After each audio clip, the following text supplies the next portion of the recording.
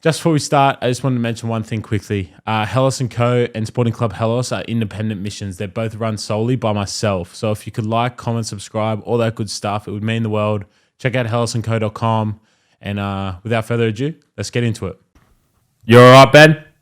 All right. Sorry. Sorry, Ben. Oh, bro. I was going to bring it up. So your grandfather's from Poland, right? And so you have that grandfather, and then your grandfather on your Maori side. Now, for me, my nonno came to this country on a boat. He worked in Kuma. You know where Kuma is? No. Snowfields, so like Mount Kosciuszko. Oh, wow, yeah. Worked there for years by himself, like just him living by himself, work on the snowfields. Went back to Italy, and then he was going to stay in Italy, and then he came back because Italy like just runs so poorly. But on the boat, he met my nonna, and then... Yeah, 60 years married. Yeah, but my nonno, bro. I always think about my nonno like when I talk about like when I'm doing something hard or I'm trying to get through like tough times. I always think like blood of a king, heart of a warrior. You know what I mean? Get it from my grandfather. 100%. I think you have the same thing going on both sides, especially. But your grandfather on your Maori side, crazy story. So the first Maori captain of the New Zealand side. Yeah. And the first and only footballer to become a member of Parliament.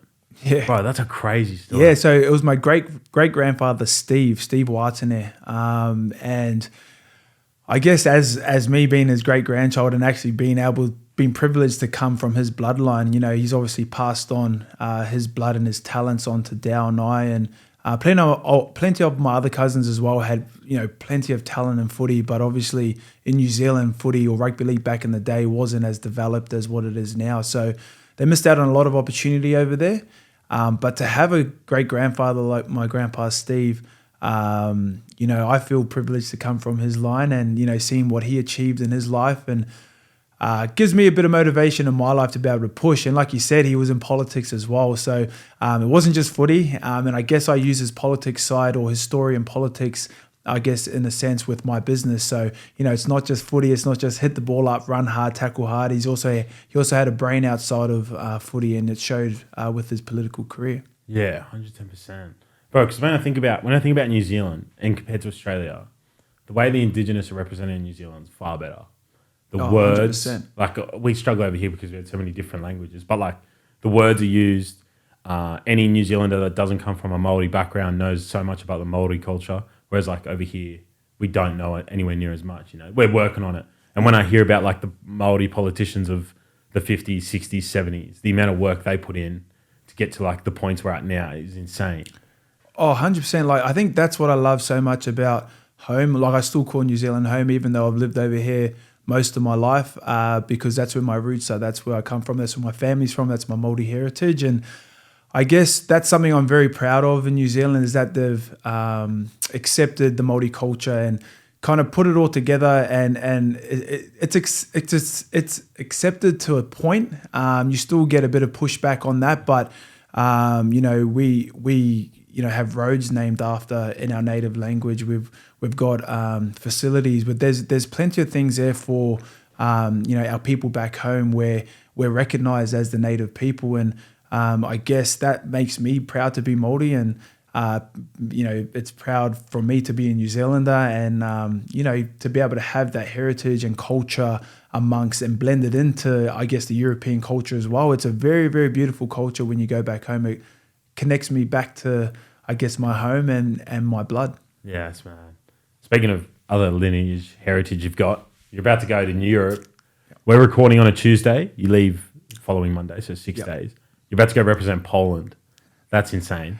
Yeah, it's crazy. It was a bit of a crazy story. So I've been retired and for almost 3 years now, so 2.5 years, and I played for Poland in the Rugby League match. I forget who we versed. To be honest, my memory is not the best, but played that game, and then the Polish Rugby Union coach reached out, and you know, he was looking for some outside backs, and you know, I ummed and ahed for a while, and I thought, you know what, why not go out, you know, on my own terms. Obviously, my body shut down on me while I was playing league, and it kind of took the decision out of my hands. Like, I still could have kept playing. I would have had to have a year off, let the body recover, and then slowly build my way back in. But at the age of 29, I guess that's the back end of a career in rugby league. So the smarter decision for me was to transition into business. So, you know, that decision of when I wanted to retire was kind of kept from me. And so this tournament, I guess I used as a way to tick off my final, footy adventure or my footy life, or that chapter of my story. And I guess finish off over in Europe, in Poland, where my grandfather was born. I just thought, why not go off and end my career on my own terms? Yeah, that's mad. Bro, Poland will be hectic. But the teams you're playing are no joke. So for those listening, you got Romania and Portugal, who were just at the World Cup. Yeah. Portugal beat Fiji, who beat Australia. Yeah. And then Romania, like we said earlier, we're not sure if it reflects Australia or Romania, but Romania almost got us as well. Yeah. How do you feel? So did you grow up playing union? No, I grew up playing league, but I played union throughout my junior years. Like I played for school, played union at school. So it's not too foreign to you? Nah, it's not too foreign. And people forget that before I came back to league, so before my debut, I actually spent 2 years playing rugby union. So funny story here is that I'd given up on my dream to play NRL. What age were you? I would have been 22 maybe at that stage. And I thought, look, I've got a young daughter on the way. I'm going to provide and, protect them. And so I decided to give it up and go full-time into work. And it was by chance a few of my old schoolmates and footy mates were going down to Penrith Emus to play a bit of a muck around season with Penrith Emus. And I thought, why not? I'll go have a bit of a muck around with them, and it'll keep me fit, it'll keep the weight off. So head down to Penrith Emus, and then ended up getting picked up for...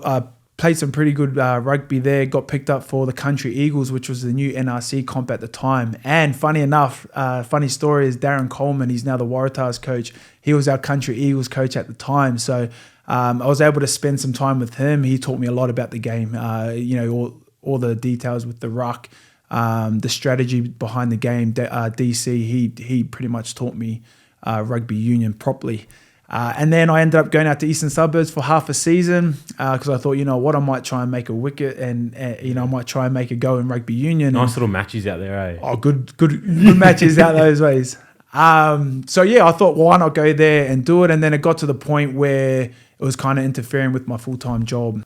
But I was working at the time, so I was working full-time, and rugby union started to kind of get in the way. And I just thought, you know what, I'm not seeing my kids as my kid at the time as much. It was all getting too much, traveling out to Eastern Suburbs 3 nights a week, and then also playing on the weekend. I just thought, it's time for me to just settle down and give it up. Anyway, I got the opportunity to go to the Waratahs and the Waratahs Sevens. So I went from that to almost giving it up to then going to the Waratahs Sevens, played some tournaments in there. And then after that, I was kind of like, yep, I'm properly done this time. And then the opportunity came up to go back to Rugby League. So to come back to Penrith to play Ron Massey at St Mary's. Played a few games there, then finished the season in New South Wales Cups under Garth Brennan. And then I scored myself a pre-season training trial the year after, 2017. And then I debuted that year. So insane. Sliding doors. Things happened for a reason, and things moved in certain places, and almost gave up a couple times there only because of family and providing for them and stuff like that got in the way. But I'm glad I had the journey I did because, it kind of made me the person I am today. I learned to, be grateful for the things I had, and it gave me an understanding about hard work and dedication and, how much, hard work actually pays off. So I'm grateful for my journey to where I am today, and it's made me the person I am. Yeah, that's insane, bro. That is insane. How did you feel when you debuted for Penrith? Was there a moment where you kind of reflected in the lead up to the debut or during the debut where you're like, bro, I was playing Penrith Emus 3 years ago, then I was in the country. Did it come to you during those first few games? Yeah, I think the night before it really hit me. So when I got told on the Tuesday from Hook, Anthony Griffin, I was just so excited. I cried. It was just so surreal, to be honest. Like the feeling I can't explain. It's just that feeling like no other feeling I've ever felt before. It's like all that hard work and I guess setbacks, all paid off in the end. And I didn't think it would. Like the window kept getting narrower and narrower, and I thought, my window had closed. So to see that I got the opportunity, it was just a feeling I can't describe, but it was amazing. And I guess it kind of set the scene for, the years ahead of me, because it's one thing to get your debut, it's another thing to then push for more games and kind of push for that starting spot. So I guess all those setbacks definitely set me up for the few years ahead of me. Yeah, that perseverance. Yeah. How old were you when you debuted? Debuted at 25. Do you know any other players that debuted older than you? Ooh. Oh, Cody Walker. Yeah, Cody Walker did. Isn't that insane? It's crazy, man. Like, to me, it feels like he's been playing since 18. He's like he's been playing this whole time. But there's a few I just can't think of them on the top of my head. Yeah, I'm trying to think. There was one guy I remember. He was like 34 and he debuted for Sharks. Yeah, what was his name? Big bold fella. Yeah, I'm not sure of his name, but I remember seeing that. I was like, "Fire, good on you, bro! Like you've been pushing your whole life pretty much for this game." And he ticked it. And I always said to myself, I only wanted to play one NRL game. That's it. I just wanted to prove to myself that I had the talent and I had what it took to actually get there. And it didn't matter about whether I wanted to have a 300 game career. Like, don't get me wrong, that'd been amazing, but in my head growing up, I think with all the setbacks and stuff, I just wanted that one game, and that one game came, and then, that one game turned to, you know what, I want more games. I love the taste of first grade. I loved every second of it. I want more of it. And I guess that's what kind of created a new drive in me to want to push for that starting spot, or, to push for more NRL games. Yeah. When you played next to your brother, because I always think about, like, right, you see the Sunday League. I think, we're friends on TikTok, the Sunday League account. Yeah. I don't, like, my brother doesn't play, but he was gun footballer, but he did his knee when he was like 12, gave up football since. But I'd always thought, like, I'd love to play with my brother. And that's just, like, at the most amateur level possible. Mm. You did what, like, so many of us dream. Oh. Yeah, even, like, I can see your reaction there. Like, to play with your brother at the professional level, all those, like, nights playing footy in the backyard and all that, all that stuff, kickabouts in the park. How was that feeling standing next to him on that field? I was calm. Did you ever think it would happen, actually? No, I didn't. I always had that dream. Like, don't get me wrong, I did think it would. Like, you have to. Like, to get to that point or that stage, you would have had to have some amount of self-belief. And I did have that, but like I said, every setback, that window kept getting narrower and narrower. And to be honest, towards the end of it, I couldn't see it as much. But I was in the right place at the right time. A few of the boys played, went out past curfew down in Melbourne the week before. I think there was 3 of the boys. I remember. Moylan? Yeah. Waka? Yeah. Who's the other one? And Peta, I think. Those 3 boys. Yeah. So those 3 boys had gone out the week before past curfew, and so they got dropped for that week, and that gave me my opportunity to get my debut. That's 3 outside backs, or 2 outside backs and a half. Well, I think Moyser might have been playing fullback at the time, maybe. Yeah. So that's 3 outside backs. So that gave me my opportunity to just get that one game. But it was enough to impress, enough to be able to get my shot at Tigers. And, Ivan was obviously at the game. I think Cles was playing half at the time, and Nathan Cleary was playing half at the time. And, Ivan was there. I guess he liked what he saw, and I got a 2-year contract over at Tigers with him. So, it's funny, those sliding door moments that, right place, right time, the dedication, the setbacks, overcoming them, it all pays off and comes to my debut game. And touching on, doing it with Dow, like, the feeling, I just remember I was so calm. Like, I was standing in that tunnel, and usually you're your most nervous, on your debut. And I've seen a lot of young boys come through, and you can tell by the look on their face how nervous they are. Everyone gets it. But for some reason, I was shoulder to shoulder with Dow, and I just felt this calming presence over me. And I was like, wow, like, I was waiting for the nerves to actually come. Like, I thought, surely the nerves are going to come now, soon, but they didn't. I was just calm the whole time, went out there, and had a pretty good debut. Got to set the younger brother up for a try inside, and did a few things in the game to swing momentums. But it was just, I was so calm out on the field. I was waiting for that moment where the nerves would kind of hit, because I was nervous all week. But on game day, for some reason, it was just so calming to be with my younger brother. Yeah, that's mad. When you versed him like once or twice, hey? Yeah. Did you play same side? We did play same side, and the bugger got it over me both times. Scored, I think he might have scored one try against me and then a double on the other. And I just remembered on the field thinking he's going to give it to me after the game. He's going to rub it in. He's going to bag me out bad. So we still laugh about that now, going up against each other. But it's that kind of mentality, like that older brother or that sibling mentality. Like I tried so hard throughout the week to think, nah, you know what? I'm gonna smash him. If he gets the ball, I'm just gonna hit him.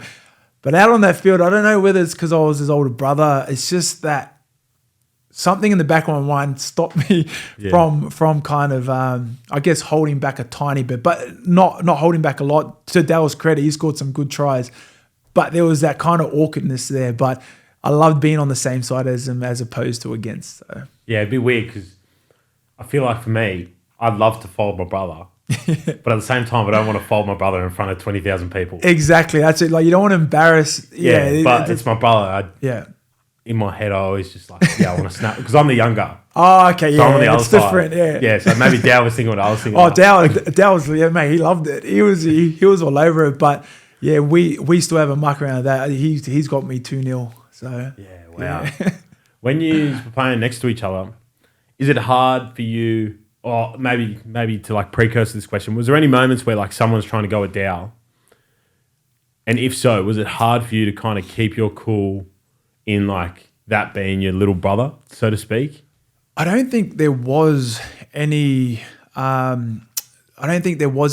moments like that. Yeah. But I remember there was a few moments with me where Dow felt like he needed to arc up. So I remember there was it was against Sharks. Me and Dow was playing fullback. I was playing on the right wing. And I took a hard carry and then I got up and I think I might have got like shoved back down. At the time, I didn't even realize I got shoved down. I just thought, get back up, play the ball. So I played the ball without realizing, and then Dow come flying in and just shoved. I forget the player that did it, and just shoved him out of the way. So there was like a bit of a scuffle in the middle. And then another one was when I fractured my ribs against Canberra. I just like it was a legal tackle, but just got squished, and then obviously Dow being protective, come running in and it caused a bit of a scuffle. But no, there was never a moment where Dow got, I guess, kind of stuck into where I actually needed to stick up for him. So he can handle himself. He's a big, ugly man. So he's got himself covered. Your brother last year ran the ball the hardest I've ever seen in the least I expect. Like, I thought when he played, like I was growing up, but like when he was playing for Penrith, he obviously ran hard. Yeah. And last year, bro, like the guy had no sense of well-being, I reckon. Yeah. In those ball returns, eh? Well, I think he's just happy. Like everyone always asks, what was the difference with Dow? Like he, because he just had a killer of the season. I said he's genuinely happy. Like he's over in New Zealand with his family unit. He can be one, and he's also, like I spoke about earlier, he's reconnecting with our heritage. Like that's where all my mum's family's from, our Maori side. So he's been able to reconnect with my nan and all my family over there. So they have family dinners, family dues all the time that he's traveling down to. So I just think he's got a really good balance off field, and it's showing on the field. Yeah, he's playing well. Yeah, he is. They came close. They did. Hopefully this year, touch wood. In the Bronx game, how did you feel first 10 minutes? Oh, I was like, they can do it here. Like honestly, I was off my seat. I was up screaming. I think I lost my voice after the game. But that first 10 minutes, I was just realizing like Dow took that intercept, scored. I think he might have scored another one in the corner. Scored two, yeah. Two in the first 10 or 15 or something. Yeah, intercept was full field. Yeah.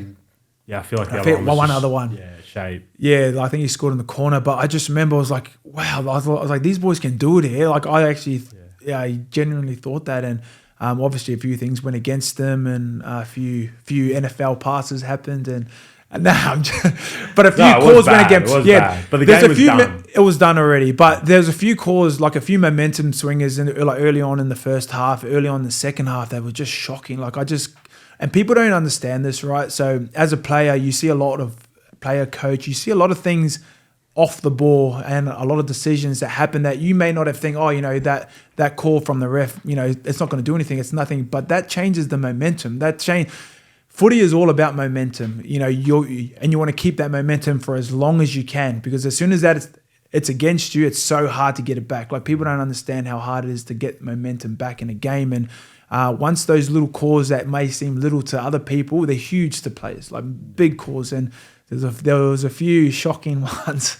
I'm not going to lie. Actually, you know what? To be honest, the Warriors have copped quite a few. Like I never really watched Warriors games growing up. Obviously Panthers, because of Panthers Junior. I watched Dale play all the time.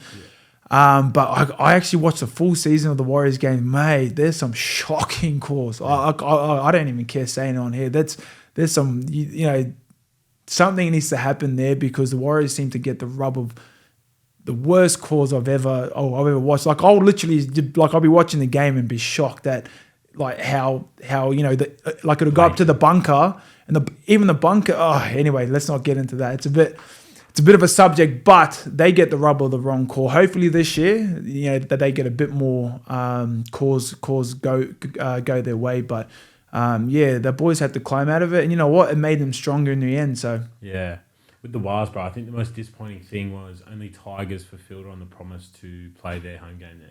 And that's nothing to do with the NRL. That is on clubs. That's another disappointing thing is you know, these boys sacrifice. Tigers, bro, out of everyone, the worst run club. Exactly, you know, and Tigers coming off a wooden spoon. You'd think they'd want to keep as many home games as possible, you know, to get up the bottom of the ladder. But you know, I still love the Tigers. My best years were at Tigers. I love the club, you know, love the players, love the boys. Still follow the club now, and for them to give up their home game for the Warriors and not see any of the other clubs do it, it's a bit of a piss take. You know, these boys sacrifice being away from home for 2 years to keep the competition going, and the least you can do is give one home game away to these boys. At least see a few more clubs do it anyway. But you know, they pushed through that, and they were able to you know, obviously make top 4 last year. I reckon with the Wars, the best thing they've done is they've kind of tapped into being the New Zealand team. Yeah, and they've really embraced like the Maori culture and New Zealand culture, and they've brought but they've brought players like that, like your brother in, who have a sense of connection to the place. Yeah, and all of a sudden, like they've all bought in, good coach. Yeah, and the content as well. Like I know you'd probably follow the socials. Like, the content's killer, ridiculous. Right? Like, and that's amazing. Like giving the fans an insight into, I guess, what happens behind the scenes, in and around the changing rooms, in and around the training, like stuff like that is you know, fans appreciate that. I appreciate that. Now that I'm not amongst it, I want to see what's happening behind the scenes. So they're killing it in that industry, but also just on Webby. Like Webby, as you touched on, he's brought the culture to the club, and that is the Maori culture. Like that's you're on Maori land, and the club has always been that. But I feel like he's brought it to another level. Like he's all for players expressing their culture and being who they are. And you know what? All the Aussie boys are buying into it, and they love it. Yeah, they Metcalf. Like I think he has his own nickname now. So you see the video of him speaking. Samoan I did. Yeah. And I thought that's cool. Like, you know, he's buying into that culture, and I guarantee you ask him if he loves it at the Warriors, he'll say yes. Yeah. You ask any player there, they love it at the Warriors, and it comes down to that culture. And Webby's done an amazing job there. Yeah, but he's a freak. Good coach. Great coach. Had him at Tigers as an assistant. And, mate, I tell you what, people don't see the amount of time and effort that Webby puts in. But I'm telling you, he sat down with every single player and went through all your runs, all your tackles, whatever you needed to work on. He would stay behind hours after training just to be able to help you improve your game. And he helped improve my game massively. He'll break down things that I didn't see at the time, and I'm like, wow, like I didn't even realize that. So he doesn't get the credit like enough. People don't see the behind the scenes stuff he does. Obviously, you see what happens on camera, but mate, he genuinely cares about the players. Proper footy brain, eh? Proper footy brain, 100%. Has it. Definitely, and he's got the personal and the people skills as well. So he's got a good combination of everything. Yeah, he'll win a premiership. Yeah. Yeah, hopefully it's at the Wild. Hopefully it's at the Warriors. I hope so too. Yeah, I hope if any club was to end the dynasty currently, it would be the Wars. I couldn't think of anything worse than Bronx ending it. Oh, mate, the Broncos are just too good. They've got too many premierships up their sleeve. I'd like to see Warriors win their first premiership. As well. Yeah. What age did you come over? I came over when I was 8 years old. So back just after the 2000 Olympics, my mum and dad came over from New Zealand and worked the 2000 Olympics. They got opportunity to earn some good coin over here. And my dad was born here. All my dad's family is here in Australia. And I guess when they came back here, they just fell in love again with Sydney. And They moved all our family over to here, and we've been there ever since. When you were growing up, even though you were born in New Zealand, did you buy fully into Origin after a certain amount of time? 100%. Like even in New Zealand, like there's no better game than Origin. In New Zealand, are you all Queenslanders? Most I've heard this say most New Zealanders now do go for Queensland, but I'm a Blues supporter through and through. Always have been, even while I was in New Zealand. But a lot of people have jumped on the bandwagon of when Thurston, GI, and all the big name Queensland players, when they went through, what was it, 8 years in a row or something like that. Yeah. That's when they got a lot of followers. So I like to say they jumped on the bandwagon, but no, I'm a Blues supporter through and through. Did you? Because you could have played, 8, So you would have had, you would have had qualified. Was Origin something like you aspired for? No, it wasn't. Only because I always wanted to play for New Zealand. Like that was my country. That's where I was. I was born in Australia actually, but my parents moved back to New Zealand when I was 18 months, I think it was. So, New Zealand was always my first choice. I didn't see. I loved Origin. Loved watching it. Best game, best like footy to watch and play, hearing from the boys. But New Zealand, it was always my number one pick. I never really thought I would ever play Origin, but that was me. Do you think, this is a good question for you, do you think the game would be better off with allowing boys who are in your position, so two off the top of my dome, Mulatalo for Queensland, Moses for New South Wales? Moses came here at I think Moses came here 2 months late or something. Yeah, I think the cut-off. Yeah. Ronaldo was the same. I think he was months off the cut-off. Yeah. Do you think there's benefit in letting boys who play for New Zealand play Origin at all? Because there is people like yourselves who are either born there or spend formidable amount of time in their youth there, would want to represent New Zealand due to their Maori heritage, but also grow up in the States, so they know what it means to put on the blue or the maroon. You know what I mean? Do you reckon there's merit in letting it happen, or you reckon it's there is? But I love the product as is. I love that the boys that are actually going out there play for their state. You just look at the Queenslanders, for example. They bleed for Queensland, same as the Blues. They bleed for their state. And I'm not saying that these boys, that aren't eligible to play, won't bleed for the jersey as well. I just think, why change something that's already great? The product's already there. People, the viewership, people already love the game. Why test it, and why allow that? But not only that, not in that sense. You play for your country. I feel if you're playing for Australia, you play Origin. If you're playing for New Zealand, you play for New Zealand. That's what I feel. Unless it's a second tier nation and you have the opportunity to, they're not quite at that standard yet to be a tier 1 nation, then that's a different story. But if you're playing for New Zealand, mate, you play for New Zealand. That's it. Yeah. So my thinking was, if the age was pushed back to say 16 or 17, whatever it is, then you have a few. I think Brendan Smith came over here real young, so you have guys who would lump into both categories. Yeah. So do you reckon that would Well, then it comes down to a choice. You either play Origin or you play for the Kiwis. Yeah. I feel you can't play. You can't do both. Yeah. It's just I don't know. I guess it takes it out of the it takes that Origin state for state country out of it, and not to say that these boys, because they've grown up at a young age playing for New South Wales in the younger years. Don't get me wrong. That's okay. But when you're on the national stage, and you want to play for Kiwis, you shouldn't want to play for.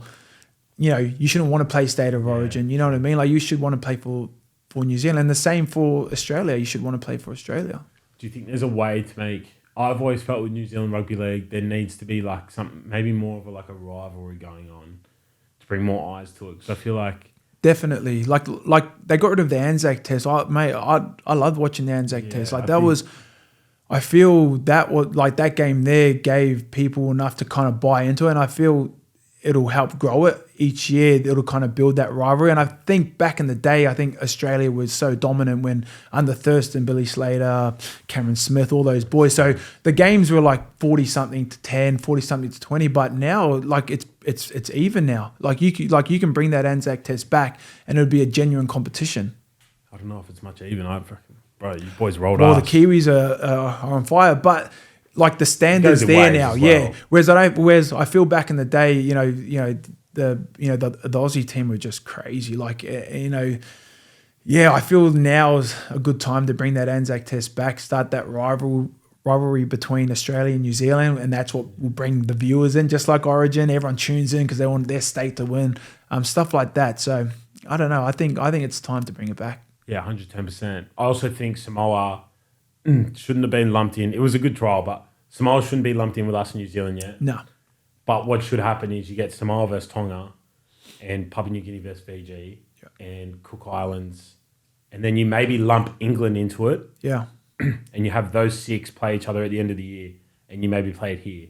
Yeah, 100%. Like that's some quality. Like I feel here in Australia is obviously the biggest of where rugby league is, and start it here. Start it here for a couple of years until you grow the game, until it gets big, and then obviously when you start getting the viewers and you start getting the crowds, then you start to be like, okay, you know what? Let's start expanding. Let's put it over to New Zealand. Let's go take it over to Tonga. Let's go take it over to England. I just feel you've got to build a foundation first, and I don't think international footy has built that foundation just yet. Yeah, I reckon PVL's made the domestic game insane. Built it so much, made so much money. Yeah. The international game struggles. If it was here, like I'd put on a Samoan jersey.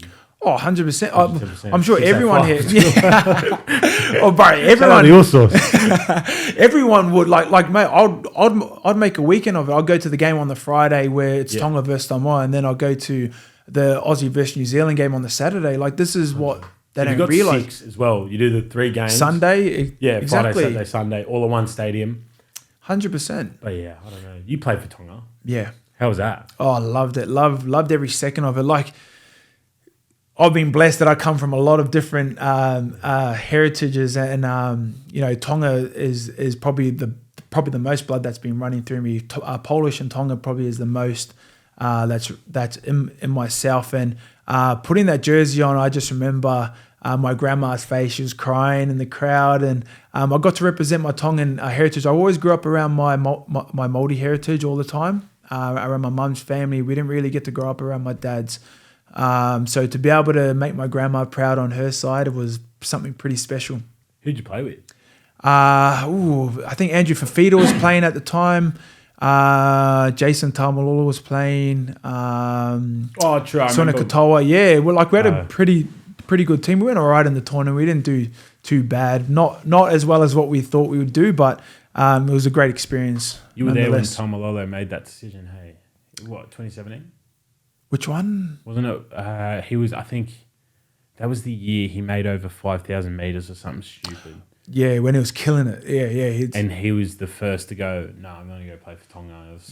In his peak. He was the first to do it. Well, yeah, he made that decision, and then all the other boys in that followed. And I think that needed to happen, especially for the Polynesian countries. Like a lot of boys would, obviously play Origin and stuff like that, which is fine. Like you can do that. But I think it gave an avenue, not just, you were going to come up, play Origin or play for Australia or play for New Zealand. It gave another avenue for boys to go, you know what, I want to play for my home country, which is Tonga or Samoa or, Cook Islands, stuff like that. But he paved the way for most island boys to go back and play for their countries. Yeah. Is there any other heritages you got that you didn't get to represent? Poland. Oh, well, I represent Poland just recently. So I got to represent my grandpa.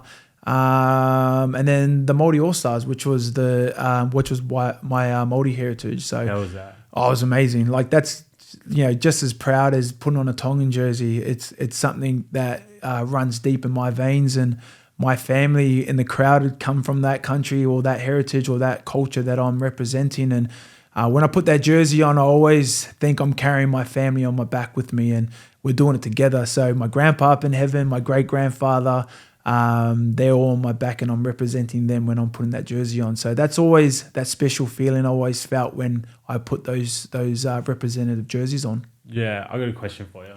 So Australian national anthem is like you just sing the anthem type of thing, but the haka, like an actual war cry. What is it like to perform that? Like, what is it?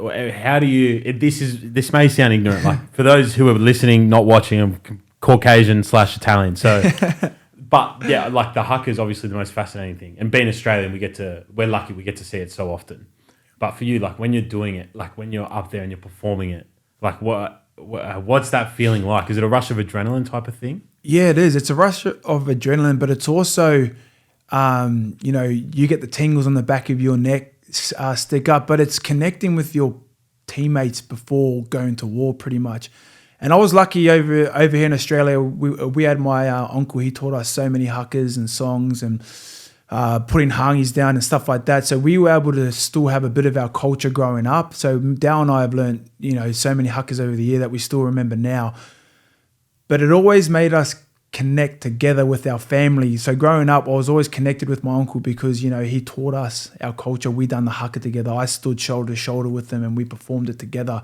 It's kind of the same feeling when you go out and perform it on the big stage. You've only got your teammates next to you to rely on. And I feel not like without the adrenaline, that's amazing. The tingles on the back of your neck, but it's the connection I get to form with my brothers side by side. That's what gives that feeling. There is what made makes me proud to do the haka on the main stage with my brothers. Yes, man.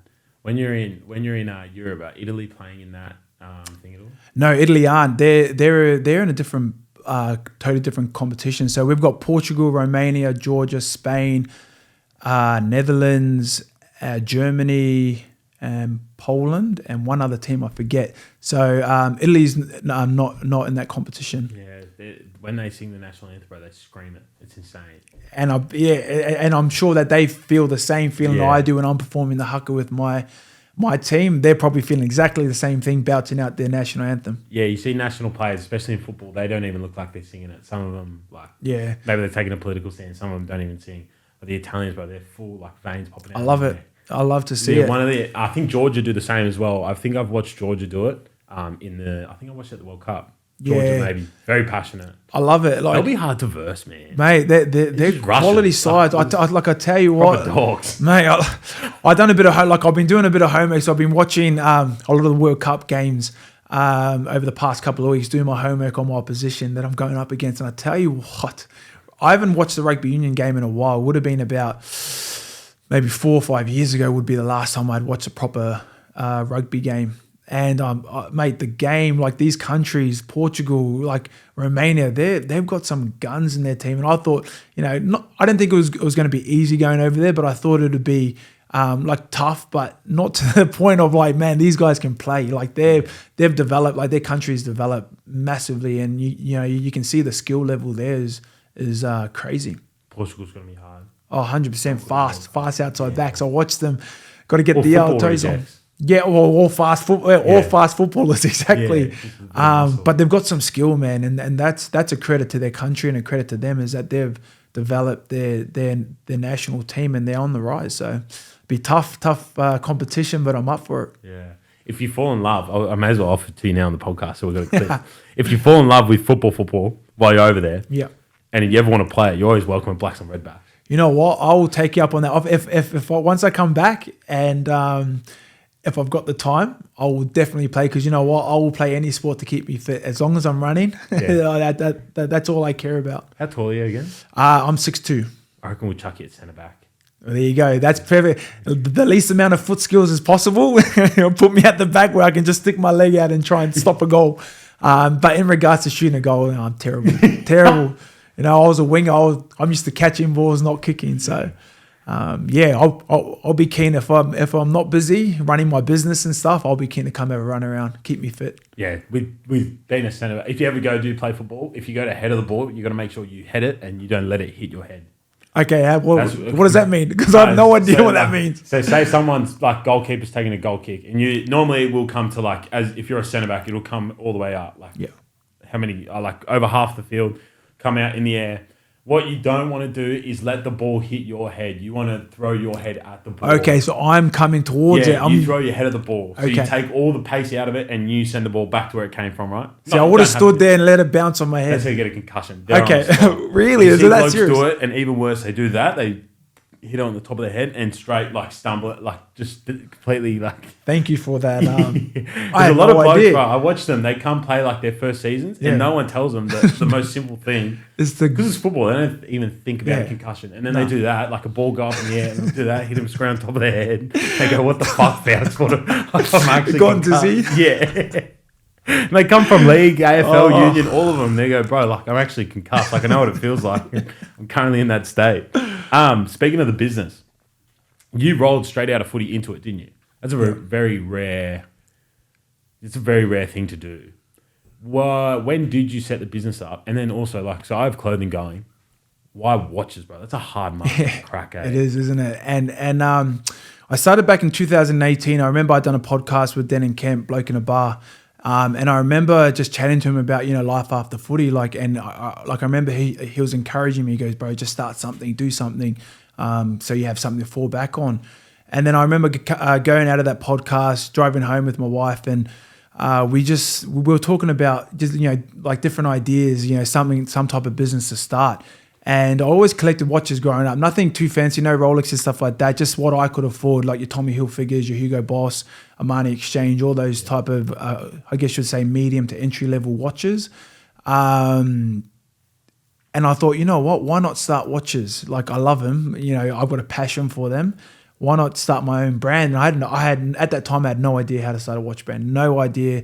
It took me about 6 months to research, a lot of Googling, a lot of YouTube, a lot of self-taught, how to get things started. And I guess 10 months later, we launched our watch brand when I was at Tigers in 2018. It is a hard market to crack. Like, you are trying to convince people to spend, like essentially $500 on your brand. Like, why should I spend $500 on your watch or your brand? What's so special about it? But at the time, like I always say this to a lot of people, I've been grateful that I had the leg up of having NRL as my launch pad. So I had access to, Benji at the time. Benji come back to the Tigers, so he's a big personal brand. Loads of followers online, had access to Claire's and stuff like that, and those boys sharing it on their social media is like gold for me and my brand. So they helped me get to the point of where it's at now and help grow it and get attention towards it. But like I've been very grateful I've had footy as a platform to launch it. Otherwise, it would have been so much more harder, and the outcomes could have been different to what it is at the moment. When you're probably a bit of a nerd out here, your mock-ups, all that shit, like that would have been crazy to you, like when you first saw it. Oh, ridiculous. Like, because you're combining materials as well, hey? You are, and there's so much, like people don't understand this, right? This is the common question I get, and I'm glad I get to speak on it on this podcast. So hopefully it kind of clears it up for people. So what's involved with the watch is that, you can find a $2 watch on Alibaba and, it's shit. Shout out Alibaba. Shout out Alibaba. But and it's shit, looks great, but as soon as you get it, it's shit. But what people don't realize is that different materials, like that's made of aluminium, it's got a Chinese movement in it. Like the material's really, really thin. The glass is literally like you wouldn't put like the glass on anything, so it cracks straight away. People don't understand that you're paying $2 for it, but you're getting the quality that like that is. When you start to step up and add 360 now stainless steel, 904 stainless steel, ceramic bezels, like stuff like that. When you start adding those luxury sapphire glass, it starts costing and it adds up. It costs a lot to make a watch. People don't realize this. You think, we're with our brand, we have a factory in China and we've got a factory in Switzerland. And obviously our prices with our styles reflect that. Switzerland costs an arm and a leg to make. Obviously that reflects with our price. China is a lot cheaper, but it's still expensive. People really think it's $10, $20. Nah, stuck in old school thinking, eh? It's so old school thinking. Don't get me wrong. You can get watches, you can buy watches and make watches for $20 USD, but it's not going to be the quality you want. You get a lot of customers sending their watches back because it's going to break. Whereas I feel if you invest a bit more money into the watch, better materials, better movements, the component of the watch, if you get that down right. In the long run, it's beneficial. Like we got so many customers that have bought more than 5 watches. Buy watches as gifts for their family just because they love the quality and stuff of it. And when I get comments like, "Oh, it's a piece of trash," like that, like they're coming from people that have no idea about the industry, don't know about the watch industry, and don't know what actually goes into making it and the different materials. But it's a surreal moment when you see your design go from a sketch on a piece of paper to see it as a CAD drawing, like a 3D model, and then to see the sample in your hand. You just look at all three of them, you're like, wow, like I actually created this. Yeah. And that's what I love about my business is more the creative side of it, and that's what keeps me motivated and keeps going. Yeah, it's mad, eh? Oh, it's awesome, Bro, like even clothing's a headache and it's the most saturated market in the world. But you think about like watches, like I've watched it the whole time, no pun intended, but like from afar, just from someone who's seen manufacturing firsthand, you're like, all right, materials this guy's using, the amount he's combining on the watch face, so the top facing part of the watch. I'm glad you realised that. Yeah. And then the, what do you call it, like the buckle, if you will, like the amount of, the materials that are changing, the pieces that are changing, and like the manufacturing costs. But what people, I think the biggest misconception I get, so people ask me like, how much does a shirt cost to make? First of all, don't fucking ask that shit. Second of all, like to my mates, I'm happy to disclose, but they are often shocked by the cost. Yeah. They go, bro, like I don't know who told you, but I'm not Nike. You know what I mean? Exactly. Like you're not Rolex, you're not, Patek Philippe, whatever it may be. Like, the idea, people have this idea that whatever it costs Nike, Adidas, the top who are producing millions of that product, they think it filters down. They have no idea of economies of scale. Like one of the most basic principles in business. But for watches, I can imagine that would be such a hard, because you see it with the clothing businesses, bro. Like for me, like I still print on like normal prints, but Earls, Effin, Warua. Yes. Yeah, bro. Like I've held their staples, like even like Seta, Kyle. Yeah.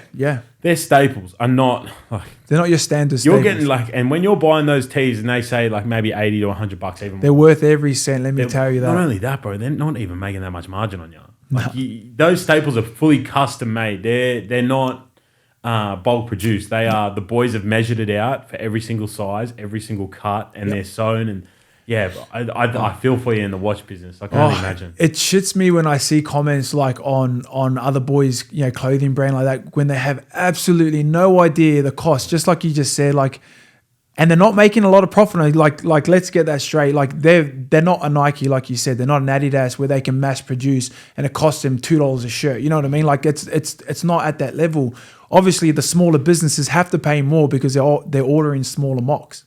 And like it just frustrates me seeing people comment on other businesses' pages where they're like, "Oh, it's a piece of trash," as if I would spend $80. And to be fair, you don't have to spend $80 on that. But there's someone out there that would love that quality, would love that custom made fit because it's been sized up and custom cut up and stitched to your size. People would love to spend $80. So to hate on someone else's business and to hate on someone that's trying to do well for themselves and their family, I think it's just more of a reflection on them more than the actual brand. So, 100%.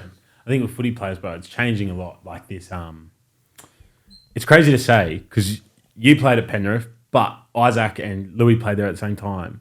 Like Isaac John and Louis Brown are no longer the Penrith outside backs. They're full-on designers. Yeah, 100%. And like a lot of people kind of struggle with that idea because they know them from, they know Louis Brown is like this, bro, this eagle-eyed like centre that just didn't talk much, just run hard.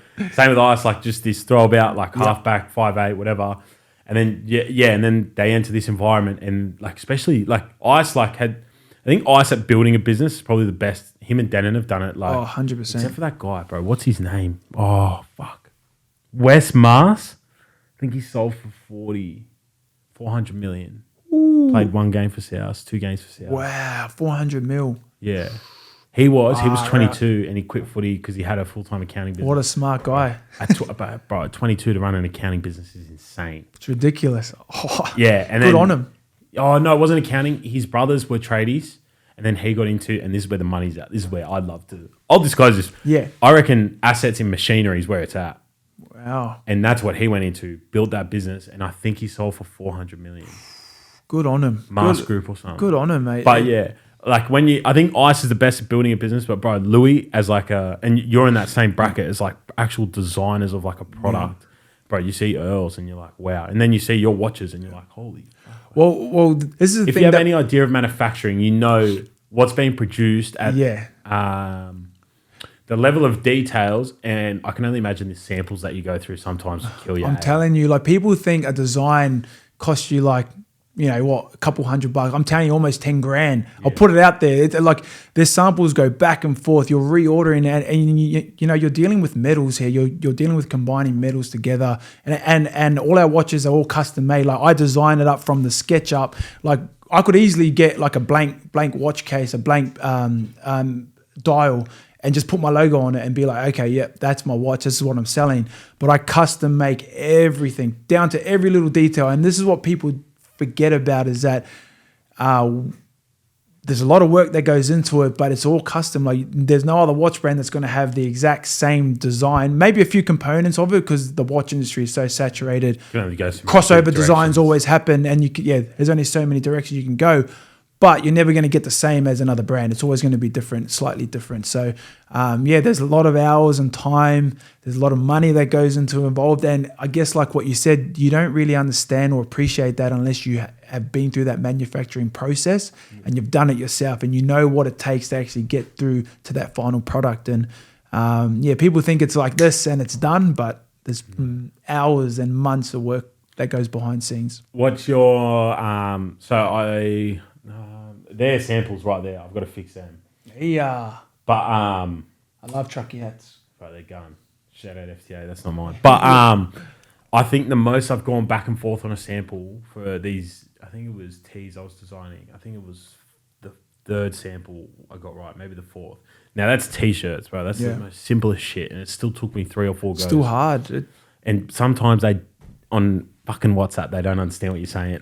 Yes, there is a communication. See, I found it. So I'll touch on this. So I found it easier to fly over to China. So in 2018, I flew over to China, and I was able to visit a couple of manufacturers. So we knuckled down 5 that I got into contact with, and I wanted to walk through their factory. I wanted to see the manufacturing process, what they did, what they broke down, what they tested, because let me tell you, over in China, especially, it's like chalk and cheese. You can have like a really top quality factory that has all the best machines, the best workshop, everything like that, and you can have the real bad factory where it's like a sweatshop type of.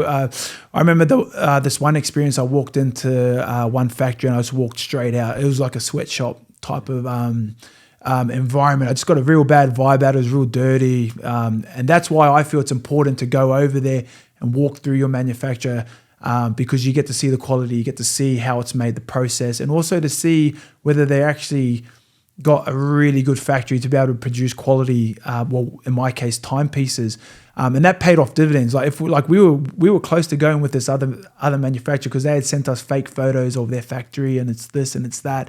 You go over there, it's a different story. And we were going to go with them at the time, but we're so glad we went over there because we're still with our manufacturer now that we've had a good relationship with. And it's very, very quality. Like we still get some defaults, but it's a lot less than what we would have had if we had gone with that first manufacturer that we thought. Yeah. So it pays to go over there because you can essentially, you're there to test the quality. You're there to see how it's made. You're there to see the processes, whether they test it, whether they test the waterproof, whether they test the glass, the shake, the damage, all that type of stuff. There's a big process that goes in with watches, and most factories over there don't do that. So you got to make sure you find the right ones. What's the most vulnerable piece on a watch? Like, what's your biggest concern of? Would probably be the hands on a watch. What people don't realize is that these things aren't pressed on there. So if you're like banging up against things, stuff like that, like they're essentially just sitting on there because it has to be able to glide across that. If you press it too hard, it's going to stop. It's going to jag. It's going to the tick's going to half tick, half not. It has to sit just right on there. So if you're banging or like if you're swinging your arm around and it hits something, the first thing that will probably go, if the glass doesn't smash, the first thing that will go would be one of the hands come off. So your second hand will come off because it's just lightly sitting on there. That'll probably be the most delicate part of it. We got sapphire glass on ours, so ours is scratched with. Yeah, this is our Switzerland. This is the one we made in Switzerland, and at our Swiss factory. But it's got sapphire glass, so it's a lot more sturdier. There's no scratches will come on unless a diamond scratches it. It's real Nice flex, unless a diamond scratches. So all your fiance's rings, keep them away from the glass. But you can try and scratch it up as much as you want and it won't scratch. That component there, sapphire glass, that costs an arm and a leg to add to your design. So we have our last name attached to our brand. So the last thing we want is for people to associate our name with, you know, something bad or, you know, a bad quality product. So we will spend extra just to be able to have that peace of mind, knowing that our customers or our community is going to get the best. How long did it take for you to research? Like, you talk about these materials, and you obviously know what you're talking about now. How long did it take for you to figure out all these? I knew nothing about the watching. So I'm still learning now. Like, so you entered fully nothing. Like, had no idea. Had no idea about glass types. No idea about the different metals you can use. No idea about movements. Nothing. I just loved the look of a watch, and I collected them. Yeah. So it took me like literally, I reckon, almost over a year to properly learn the watch, like what goes into a watch, like the materials and all that type of stuff. And I'm still learning now. Like, there's still, like, I'm not an expert in watchmaking. I like to think I've got a pretty decent knowledge at it now, but there's still a lot of things I'm still learning, continuing to develop. So, yeah. Do you ever get other ideas for businesses, or are you just content with this? So we have the watches now, and I feel we've been toying whether to, you know, branch off into that accessory range, like, you know, whether to offer something different to watches. No clothing. Like, I don't think I want to go down the clothing path, only because it is saturated for one, and two, you know, it's a lot that goes into a clothing brand. As you would know, you got to keep up with the seasons, you got to keep up with the different type of fashions, all that type of stuff. Campaigns, all of it. Whereas I feel with accessories, they're all year round. You can wear your accessories in summer as you would in winter, obviously different colors, stuff like that, but it's an all year round product, and I don't have to worry about the seasons. I don't have to worry about different campaigns. Once it's there, it's there. So we're thinking about bringing out perfume, something like that, leather goods, stuff like that. We're toying with it. Like I said, I like to research a product first. So we're doing our research behind the scenes and getting things set up. And when we're ready to pull the trigger, we will. But that could be in the future. But at the moment, we're focusing on watches, our designs, bringing out new designs, stuff like that. Trying to keep on top of that. But in the future, maybe. Yeah, that'd be mad. Yeah, that's good. Leather and perfume. Yeah, it stays in that accessories range. Like, you get to stay, you know, it's not going into it is fashion, but it's not going into clothing. It's kind of staying in that accessory range. I never say never. So, you know, 5-6 years down the track, you know, if we eventually go into clothing, we do. But at the moment, there's no, like, I don't see a future in clothing, more the accessories range. How much do you have to do with it compared to Dallin? I pretty much do, but me and my wife do it. So I've got a shout out to my wife. She does a lot of the heavy lifting. So she does all the not so fun stuff. I mentioned before, I do all the creative side of things. I love to design. I love to do that side of things. But she's more the backbone of the business, the logistics. She does all the, I think is boring. People don't. She loves it. I think it's not my passion. I don't have a passion for that side of things. But she, you know, she takes up the brunt of all that, and you know, Dal does the smile for a camera and buy a watch. So he's focused on footy. Like I always said to Dal, it was the same when I was playing footy. It was only a side hustle at the time. My wife worked it. I concentrated on footy. Dal concentrated on footy. But Dal does enough marketing for us. When he plays good games, mate, he scores tries. The sales come in. So his job essentially is playing good footy. And it sells our watches, and it's funny to say, but it does. Like, he'll score a try, and we'll get, you know, 10 to 12 watches pinging after the game, just because, you know, his attention's out there. He scored 3 tries. Oh, what does he do? Okay, he owns a watch brand. Oh wow, I love his watches. I'll buy one. So, I would say he's the chief of marketing. Yeah. He's the head of marketing. Let's give him that title. When it comes to your market. So obviously, like, I understand, I could probably pinpoint like what my customer looks like. Yeah. Your customers probably have something to do with footy, right? Yeah, definitely. When you were building out the business, did it take you a while to understand like target market customers and all that, like that side of the business?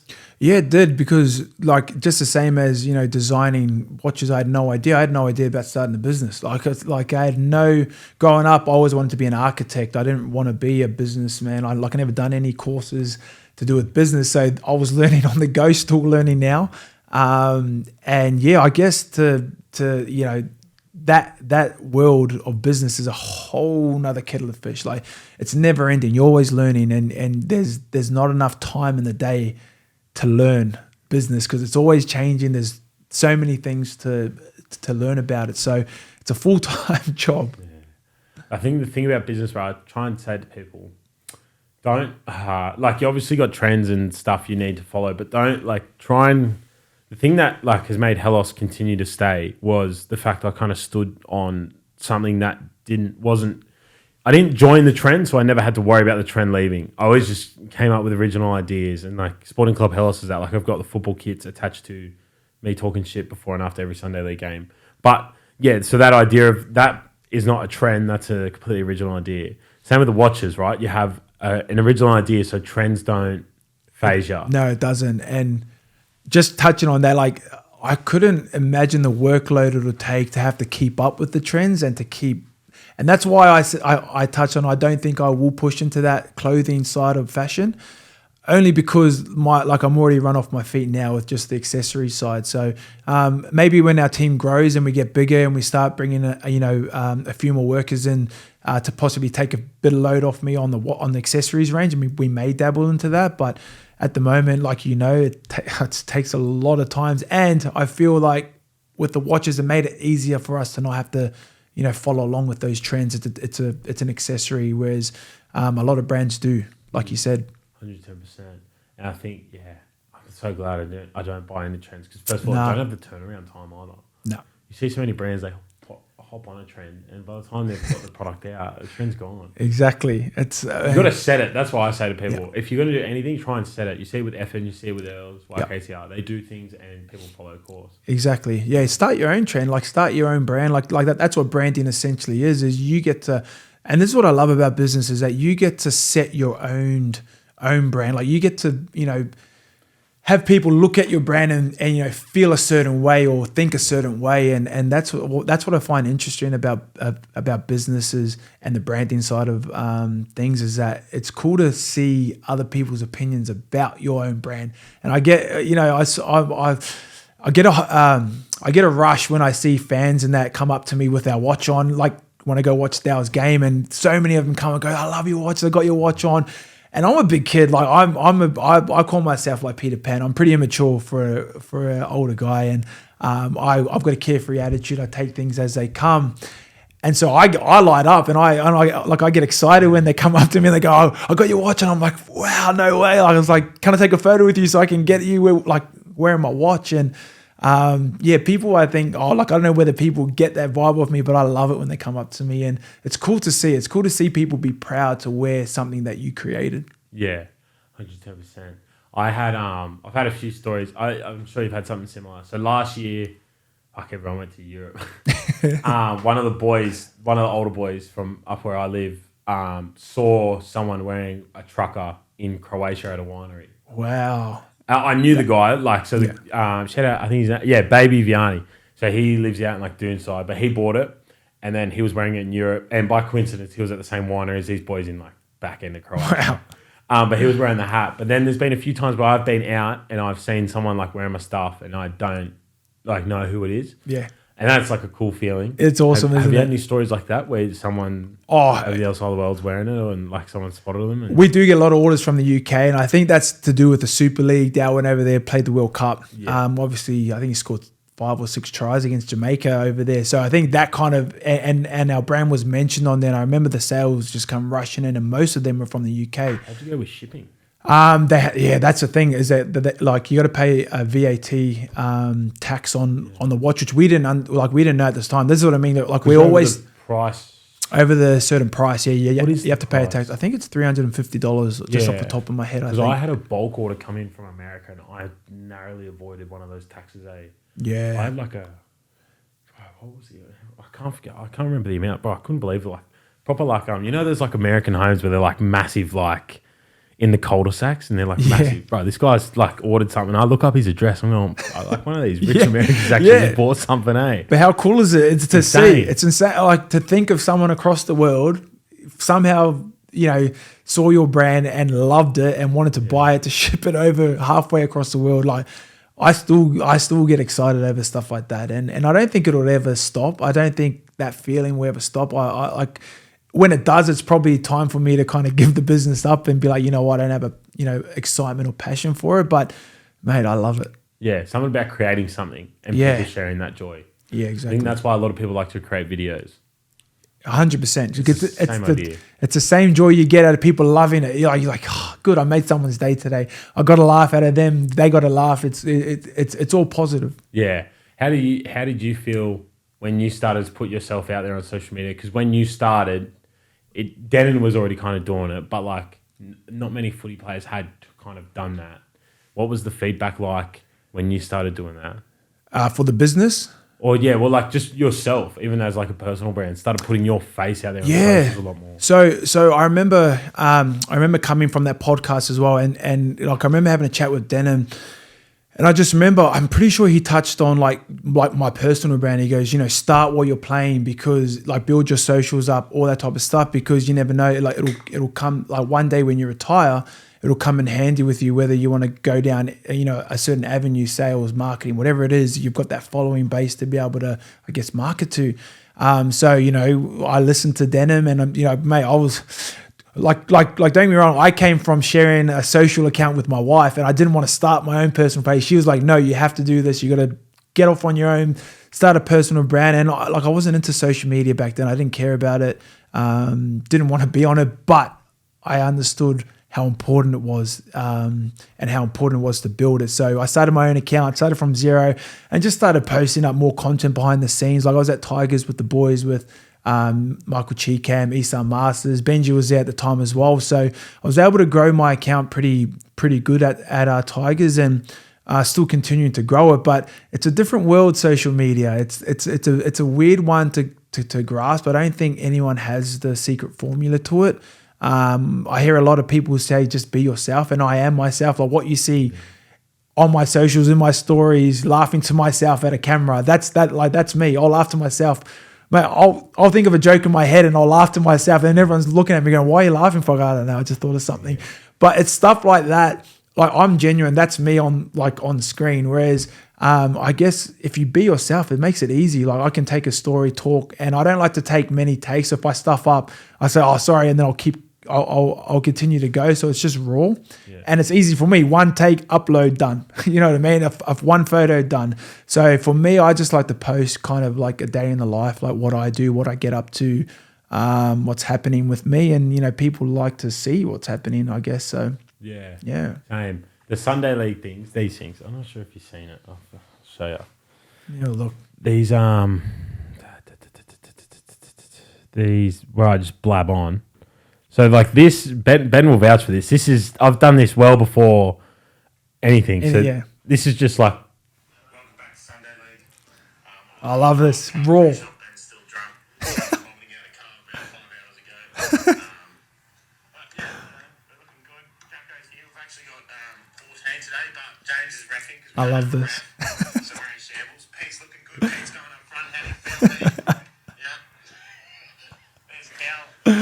Start the game, as you can tell. And, yeah, I love this. Time. I love it. That's got, because it's you being you. That's genuinely you, and you can feel that through the video. Yeah, I was saying to people that I think it resonates because I think people kind of imagine like there's boys that like come to the game. I say like that's how like I'll talk to them if like one of the boys come to watch. That's how I just talk to them. Like, oh yeah, James is reffing. Ben's still drunk, and like, Ben's over there like. Like nothing changes. Yeah, I think that's I say that to anyone starting socials. Like first of all, don't put up a facade because you're gonna tire out so quickly. Tire out, and your true self will come through the cracks. Like you see it. Just be yourself, because I feel like first of all it's the easiest thing to do, but second of all, people just want to connect with the person. Exactly. That's all we are. Like thousands of years ago, it's the exact same thing. You're just trying to connect with people. If you're yourself. 100%. Like mate, I speak to so many people, or when I get a chance to go through my DMs, I speak to so many people I've never met in my life, but I have a genuine conversation with them because I actually enjoy, like they enjoy watching my content. I enjoy talking back and forth with them, having a laugh about, some stupid thing I've done and I've put up on my story, and they laugh, and it's good. Like it brings me enjoyment. Like I really enjoy when I get the time when I'm away from the business to sit down and go through it all. Mate, it's good. It, like, makes me feel good. They feel good when we're having a great conversation. So Yeah, 100. Now, something different I wanted to ask you. We've gone over the watches. We've basically covered everything. Your retirement, touch on your retirement, because I don't think a lot of people may not know like what actually happened. So I'll go into detail with this. I've mentioned on a few other potties, but I haven't gone into great detail. I've kind of skipped over a few things, just kind of given the straight kind of answer. But so I got the opportunity to go and finish the last week of preseason with the Bulldogs to go with Dow, and then I ended up.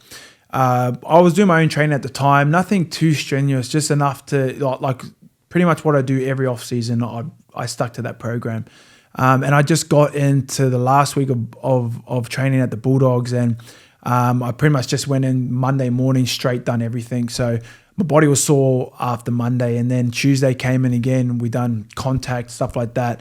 And my body just felt wrecked. Like I remember I came on that Tuesday night, I was at home and I literally couldn't feed myself. My arms were like this, they were stuck together.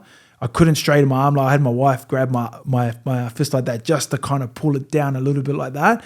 And all in here was just like gone. Everything had seized up. It was so sore to pick up the fork and literally scoop up my dinner and put it in my mouth. My wife had to feed me. And at the time I was at the Bulldogs and they gave me the opportunity to go there. I didn't want to, when you get an opportunity, you don't want to throw it away. And I guess my mentality was, normal preseason soreness. I'm sore from preseason. That's fine. Like push through it. I remember I had done so many, I think I'd done the magnesium bath, iced it. Like I was doing so much things just to get it right because we had contact again the next day. Got it to some point of my arm being able to come a little bit out there. So smack the anti-inflams as well because to take the inflammation away. And I remember doing that contact session, the first wrestle, I remember just feeling my arm, literally felt like I was tearing like every fiber in my bicep and my forearm. And I was just like, crap, hopefully I get through this without tearing a bicep.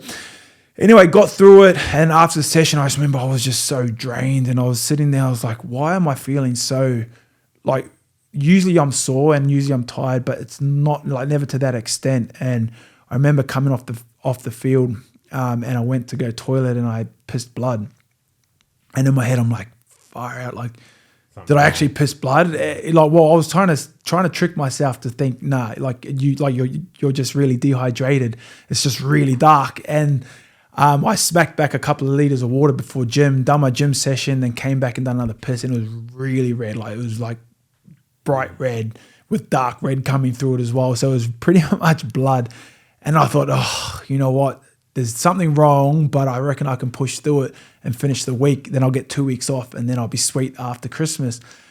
Anyway, it came to the Thursday session, and after that session, I came off the field, and I just felt real sluggish, usually a bit more sluggish, nothing crazy where I'm going to pass out or anything, just real tired. And I mentioned it to Dal on my way out from training. I said, Dal, I think I pissed blood today. And he's like, what? You pissed blood? I was like, yeah, I went to the toilet. I'm pretty sure it was blood. Because at the time, I'm trying to convince myself, you're fine, it's hydration. But it must have been concerning enough for me to be able to tell Dal to be like, bro, is this okay type of thing? Anyway, I'm going back into it. I'm going to tell the physio, I'm going to tell the doctor.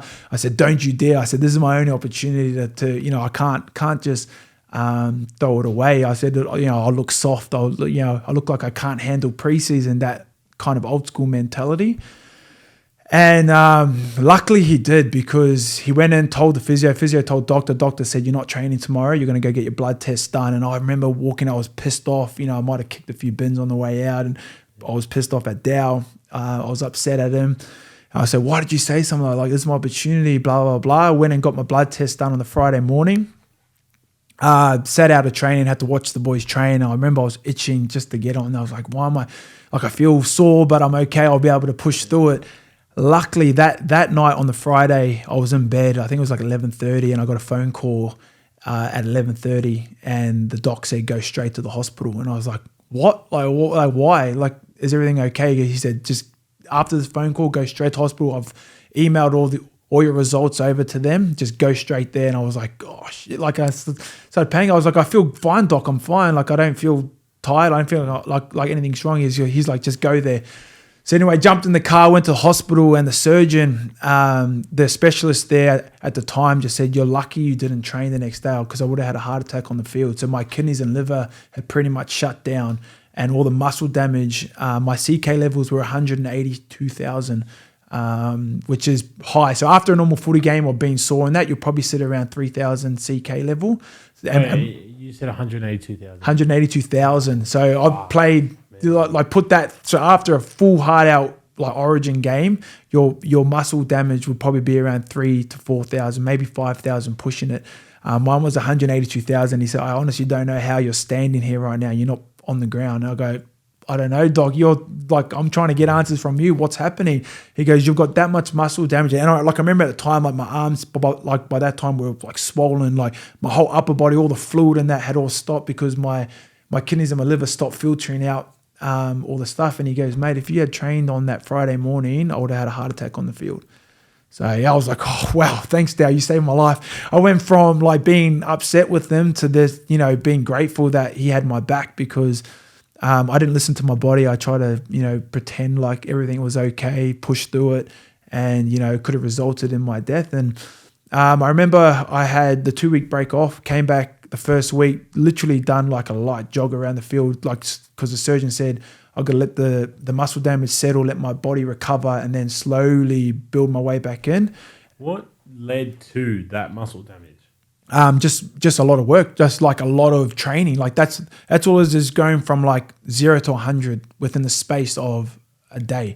Instead of like letting my body condition and build into it, with preseason, you always start off not light, but you ease your way into it and you let your body handle the amount of muscle damage that's getting filtered and flowing through your body. Whereas I pretty much went from 0 to 100 and it didn't end well for me. So I tried to go back to training. My level spiked again. I tried again, level spiked. And then I just got to the point where the surgeon said, "Look outside there." And I looked out his room and there was a line of beds at the hospital of everyone on dialysis machines. And he goes, "If you keep pushing your body like this, you're going to end up coming in twice a week for the rest of your life, getting your blood regulated." And I was like, far out. I was like, no way. I was like, he goes, "I had to have had a year off of doing nothing and then slowly build my body into being able to handle that muscle damage again." But by that time I was 29 and, I was at the back end of my career. I remember I was in hospital laying in there and I remember my 2 kids crying their eyes out at, just seeing me in hospital. And that kind of left a bit of a sick feeling in my stomach. And it put things into perspective that, footy isn't everything. It's not my life.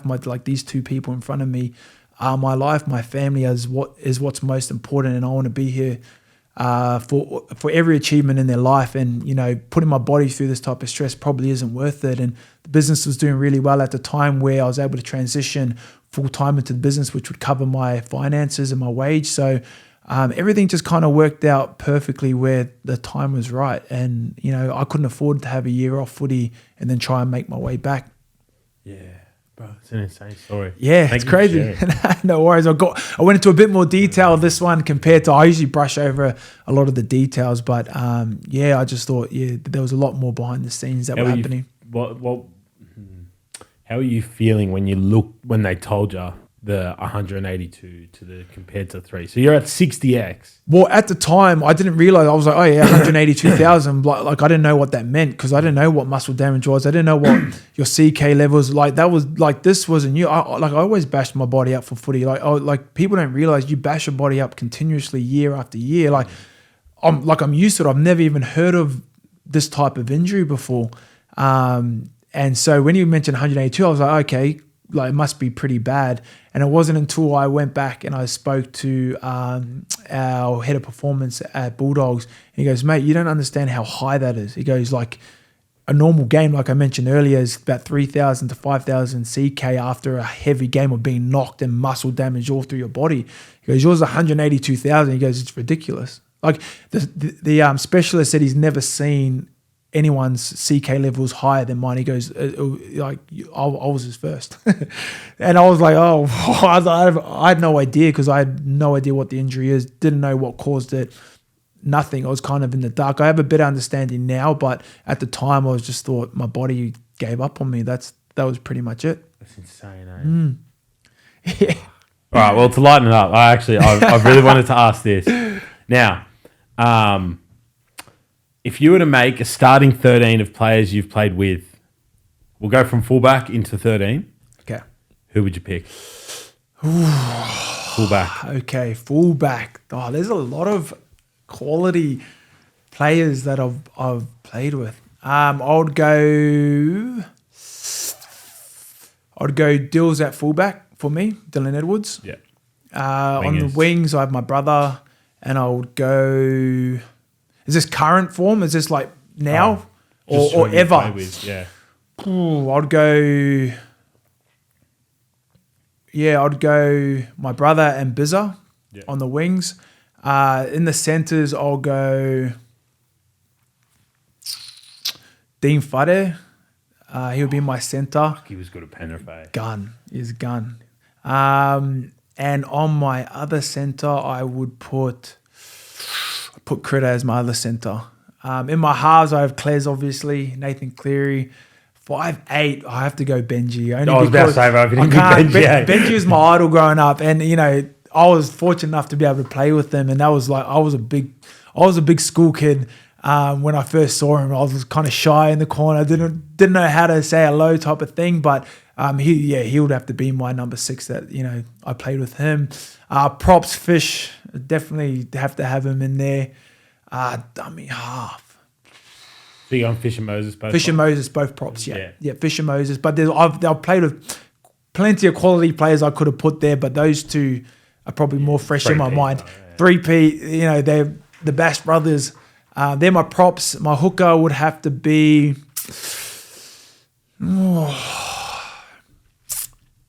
I'm tossing up between Uppy or Brandon Smith. I think I would go Uppy. I played longer with Uppy. Oh, you played with Cheese for the Maori All-Stars. Yeah. I'd have to go Uppy as my dummy half. My 2 back rows, I got Kicks as one. It's a hard one. There's so many. Liam. What about Bateman? I don't play with Bateman. Oh, he didn't get to the Tigers by then. No, he didn't. He came after. He came a few years after, actually 2 years after I had left Tigers. But yeah, he would be in the mix. There's so much. This is so hard to pick because there's so many good players I've played with. Would have to be. I can't go past Mardo. Mardo is just your standard back rower. Yeah. Hard as guts, hard as nails. If there's a job to be done, he's doing it. My lock. You got Yowie. He's heaps of quality locks. I'd have to go with Yowie though. Yowie would probably be my lock. All right, and then so we can add a bit more to it. 14, who you got? 14, specialist position. 14, I'll put KP as my 14 because I played in the All-Stars with them and he can play anywhere. So he'd be my 14. And then 15, 16, 17, build that out however you want. I would put Zane Tadavano in as my prop off the bench. He brings that mongrel and he brings the culture to a team. He helped build the culture at Penrith. He's got to be there.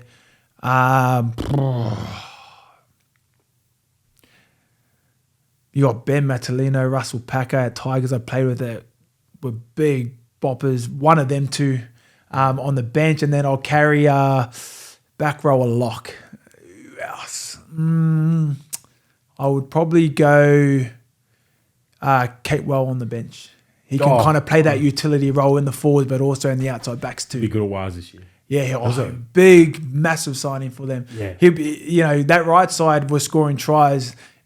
So with the left side, but just adding Kate Well and Roger to the mix on that left. Different grade. Good luck. Good luck. Now you're going to have strike coming from both sides. So I know your brother's playing there, not to put pressure on them. I think this year is probably while they got AFB.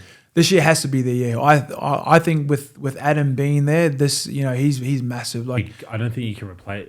I honestly thought if they were to replace him, you get Flegler, but he went Dolphins. Yeah, that too. To replace him, you got to get someone like Payne Haas. Those quality top three props. Because Adam obviously is in the top 3 for me anyway. He's top 3 props. Most of the Warriors' tries came off Adam's play the ball. Yeah. Like you watch back their tries, Dow's tries, they all come from Adam. Bro, yeah. Or himself. Yeah, how many tries did he score this year? 8 or 10. Bro. Yeah, exactly. So That's what I mean. You need that type of caliber to replace it. And if they can't do that, I feel this year's the year for them to do it. And they've got the quality there. They've got the coaching. They've got the squad. They've got the home. Everything's aligned to this year. So, if they're going to do it, it's this year. Step up. Wow. They got to step up. Exactly. Last thing. You left Penrith, the year before first grand final? Yeah. Or were you there for? I was there for 20. We lost it. I was watching in the stands. And then they won 2021. Did you think in your wildest dreams that those boys, a core of those boys you went on, like you played with, would go on to do what they've done?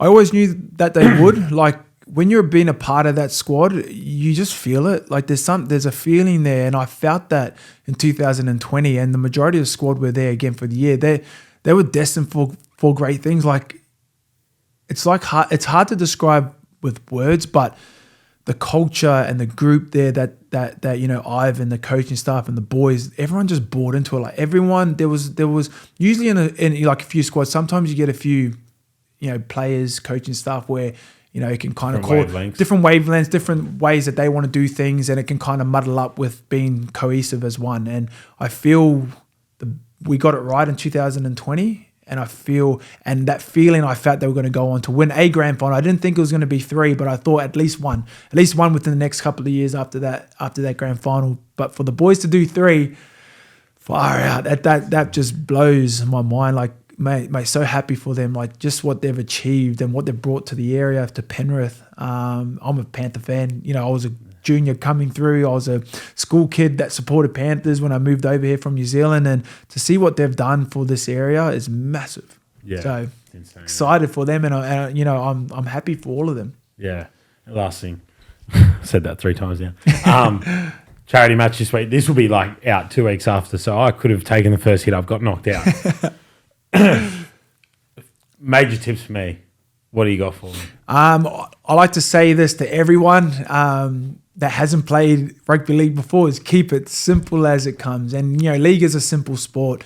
It's run hard, tackle hard, and hold the ball. that's pretty much the tips I can give you. And charity matches like the one you're going to be playing in, you're not used to the players inside and outside of you. So to push an offload that you thought your mate might be there, it's you both are on different wavelengths. So keeping it as simple as possible is always the best option.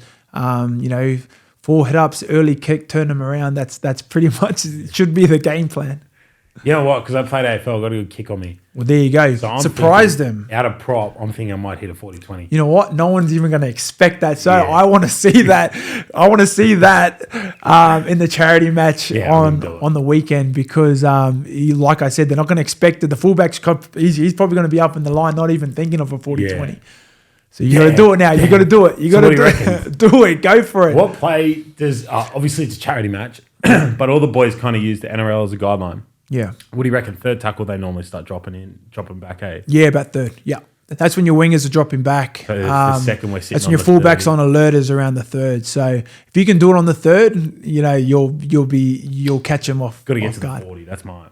You got to get to the 40. You don't want to be trying to kick it out of your own 20.